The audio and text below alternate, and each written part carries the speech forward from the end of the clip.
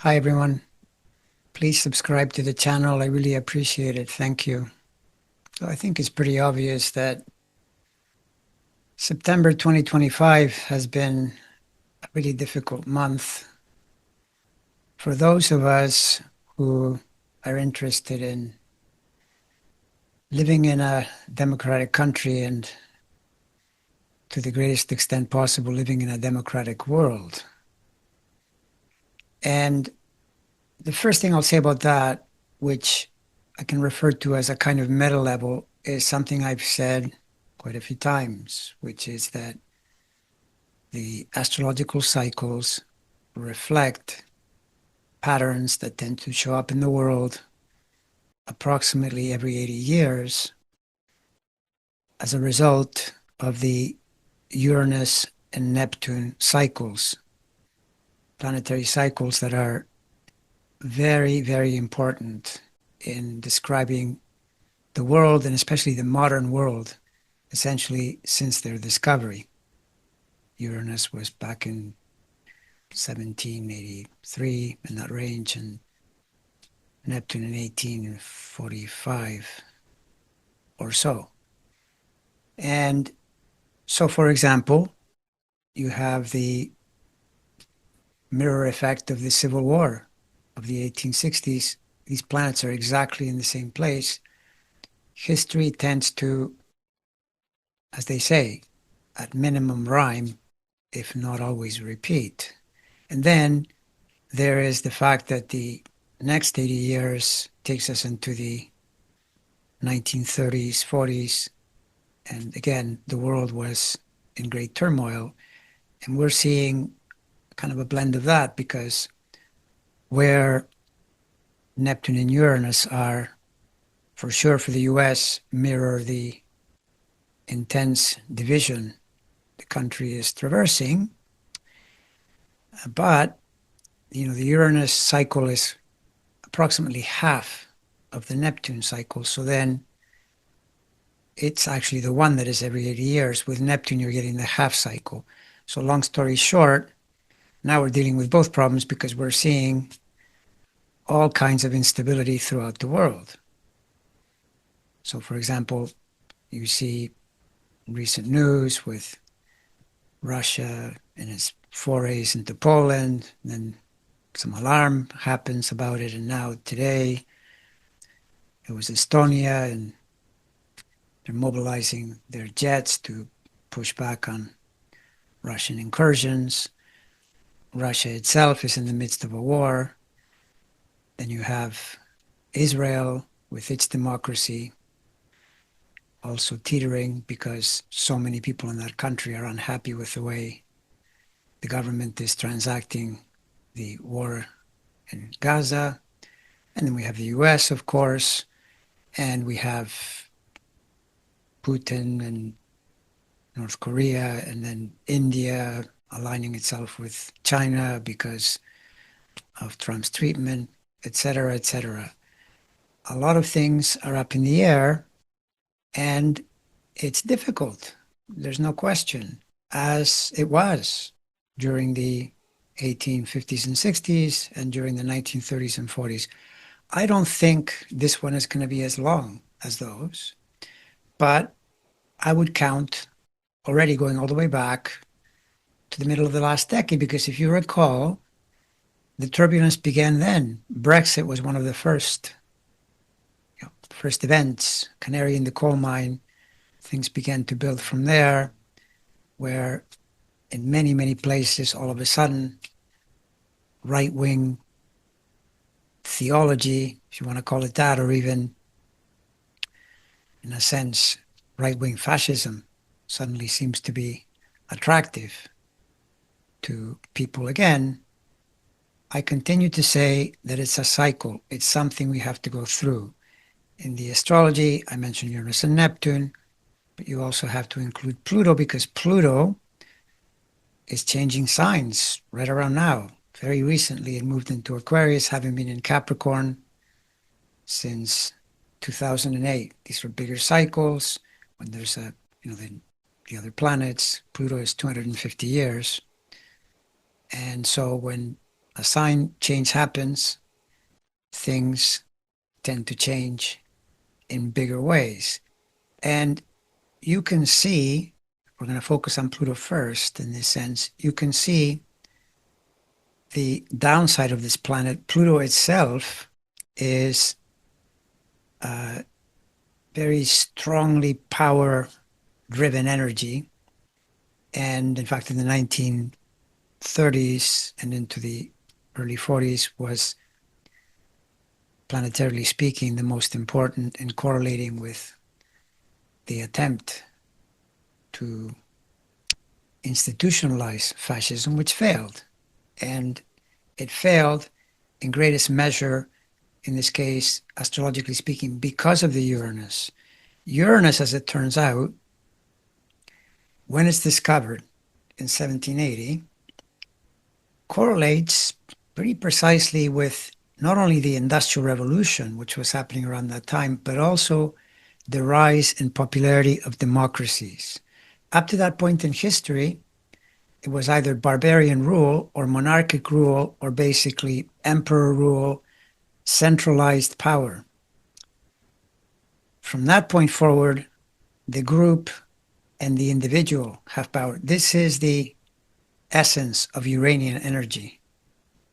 Yes, it connects to technology. Yes, it connects to industry. It's a freeing energy.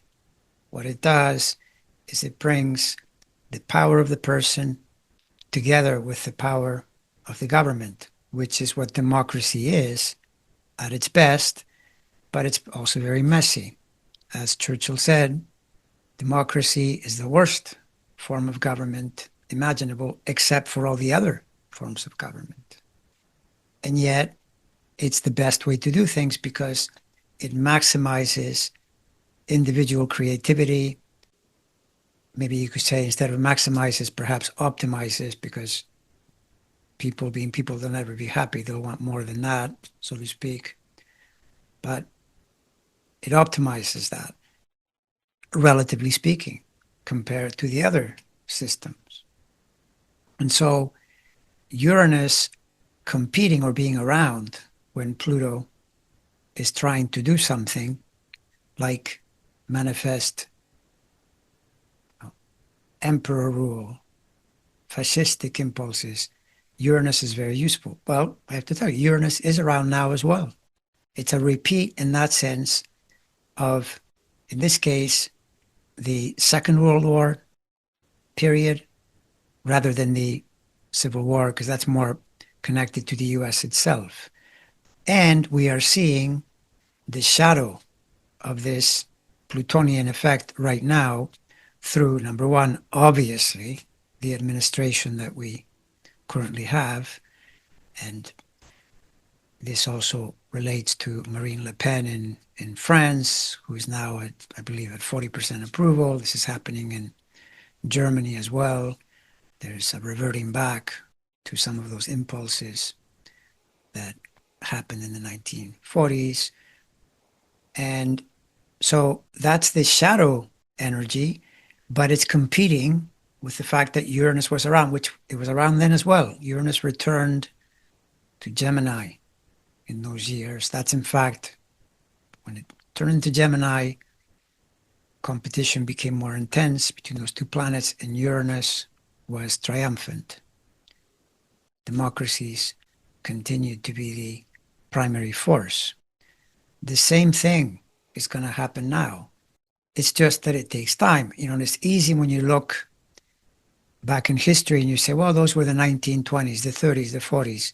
Yeah, sure. In a book or in a video, time is completely compressed and you're not there when that's happened. If you're there, you would have felt all kinds of things, many of them negative, anxiety, fear, uncertainty. Where is this going to go? Can you imagine even, for example, the beginning of the Second World War, things were really, really dicey. 5 years later, they completely changed. I don't think we're at the beginning of this. I think we're well into it. In fact, I would point to probably the easiest demarcation, in my opinion, is the US system itself, the US being such an important player in this whole situation. And the fact that realistically, and I've been saying this now since the November 24 election, I've been repeating that there is no way around the 4-year GOP term. Even if something happens to the president, which it might, because I'll continue to repeat that his chart is very compromised. But that doesn't mean that all of a sudden things improve massively at that point. They might improve some, or they might even remain relatively the same. We have to get through to the other side of this. It's that simple. And the first layer, as I say, Pluto on the dictatorial, domination level, that's definitely something that at the moment it is enhancing. But the problem that these people have is that Aquarius is the wrong sign for this kind of approach. At best, you can get a period, such as we're in, where it's more prevalent, more dominant. But Aquarius is ultimately a people sign, and it's, in my opinion, correctly, strongly associated with Uranus. And some astrologers who stick strictly to the ancient rulerships do not like to associate Uranus with Aquarius, Neptune with Pisces, and Pluto with Scorpio. I do. I use both. For me, Mars rules Scorpio primarily. Pluto is the co-ruler. Uranus, Saturn is the first ruler of Aquarius. Uranus is the co-ruler. And Pisces, Jupiter first, Neptune co-ruler. I've seen way, way too many correlations in those planet sign connections to ignore it. So, therefore, Pluto in Aquarius is not fertile ground to establish dictatorships, to establish monarchies, to establish top-down domination. That's what Pluto is in until 2044. Now, I'm not saying we have to wait until 2044 or even to the halfway point, but it's just beginning.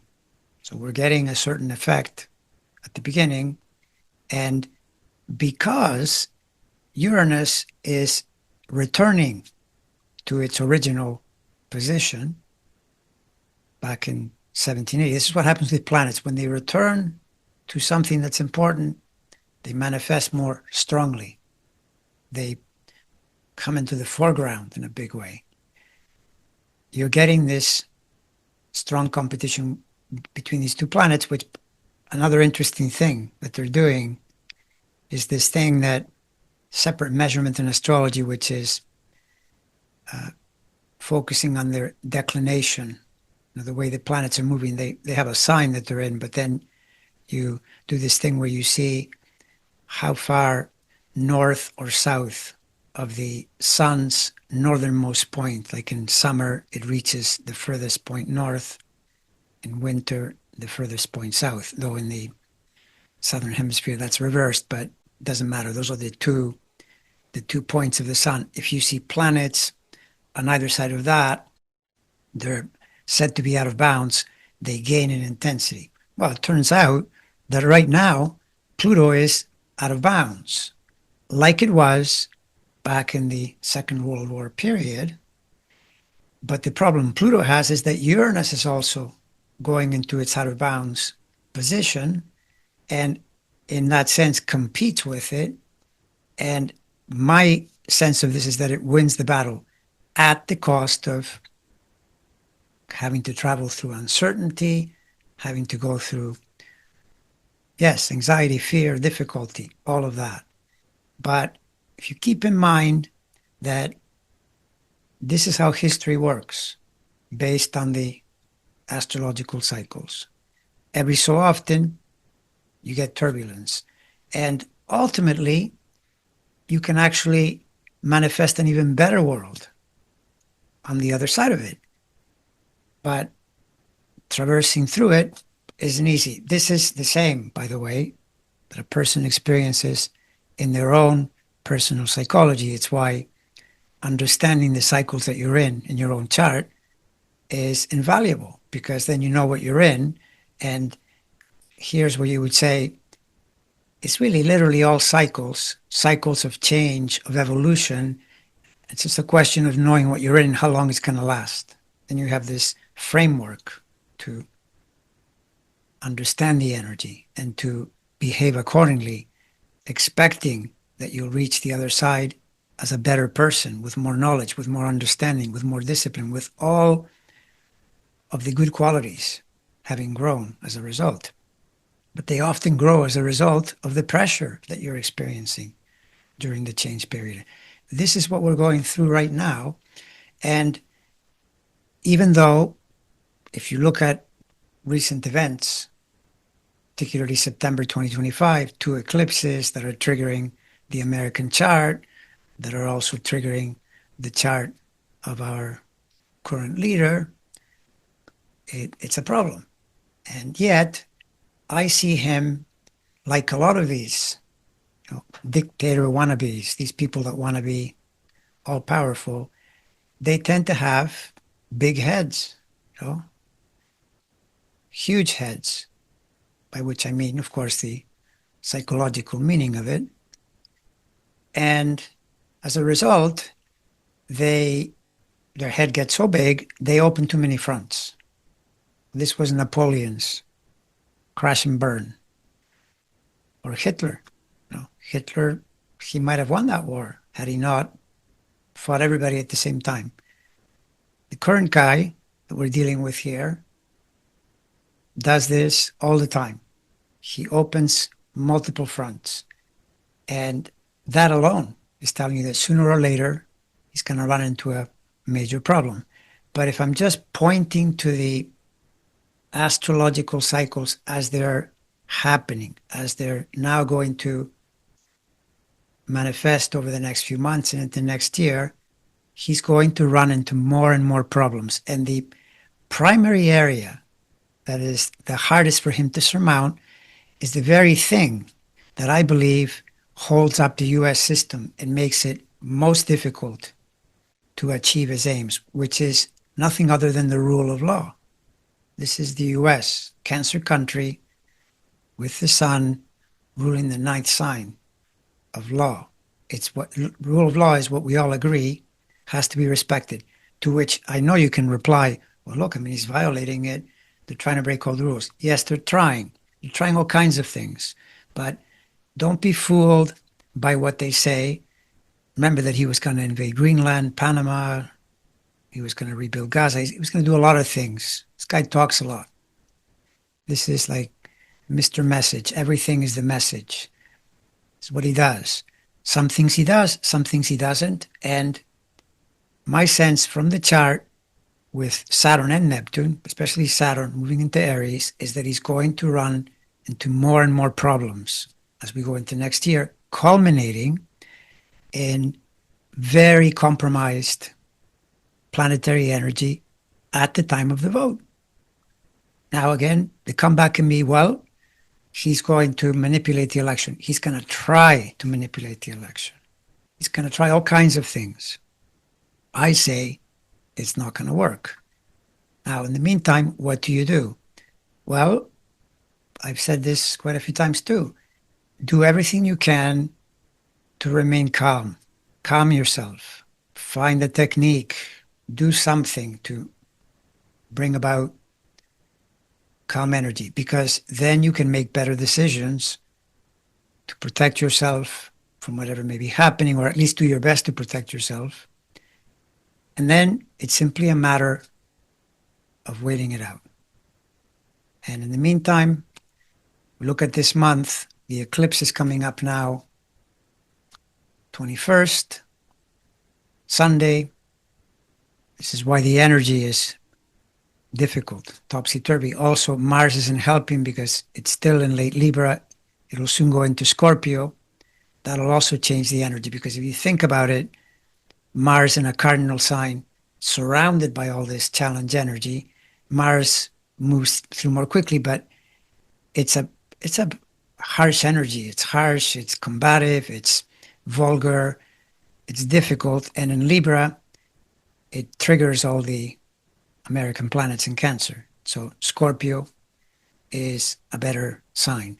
I'm still trying to understand, to ponder how the planets later this year, ahead of all the Aries energy that is coming next year, which I firmly believe will be a huge problem for the Orange president. But before that, now Saturn and Neptune are doing a stint in Pisces prior to moving into Aries permanently. And I'm still trying to grapple with how that will manifest, because it's possible that he might get some important wins in there. But you got to keep those in perspective, even if they appear to help him. It's easy to project and say he's getting some wins, and then this is going to last forever, and that's it. We've lost the battle. That's what we cannot do. You have to almost remind yourself, put yourself in the shoes of people that were living through those past historical conflicts. They were probably really scared as well, but they stayed with it. This happened in the 1860s. It was an incredibly difficult situation. The country recovered, not fully, of course. Many things were left undone. That's a problem. They had to be taken up later. But nevertheless, things in large measure recovered, and similarly in the emergency of the Second World War. All right, I'll stop there for now. I'll continue to talk about this, including posting a video on the Jimmy Kimmel incident, because I think it's also a great illustration of what is happening and where things are going.